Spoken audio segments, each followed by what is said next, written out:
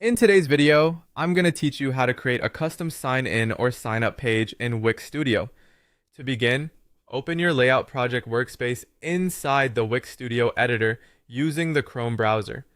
Starting in the correct project is important because it ensures you're editing the right site layout and making changes in the proper workspace. Once the editor has fully loaded, take a moment to make sure you're on the main design screen so the navigation tools are visible and easy to access. Next, look over to the sidebar in the editor and find the Pages and Menu Architecture Layout Outline tool. This is the area where Wix Studio organizes the structure of your site, including the different pages and navigation items connected to your project. When you click into this section, you'll be able to view and manage how pages are arranged within the overall site experience. After that, go to the subcategory options and select Sign In and Sign Up pages.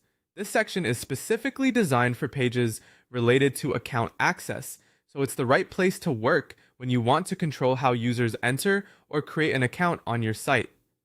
Opening this category helps you separate authentication-related pages from the rest of your general site content, which can make your workflow cleaner and more organized. From there, choose Custom Page. This option allows you to use a custom layout for your sign-in or sign-up experience instead of relying only on a standard preset structure.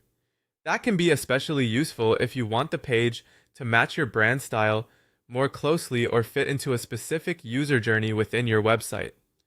Once selected, Wix Studio will prepare that page type within your project so you can continue customizing the design and layout based on your needs. As you work, it's a good idea to keep your site's overall layout and user flow in mind. Sign-in and sign-up pages should feel consistent with the rest of your website, so matching spacing, typography, and visual style can help create a smoother experience for visitors.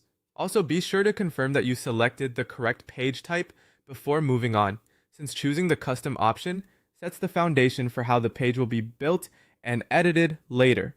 That's it for this process. You've opened your Wix Studio project, accessed the Pages and Menu section, entered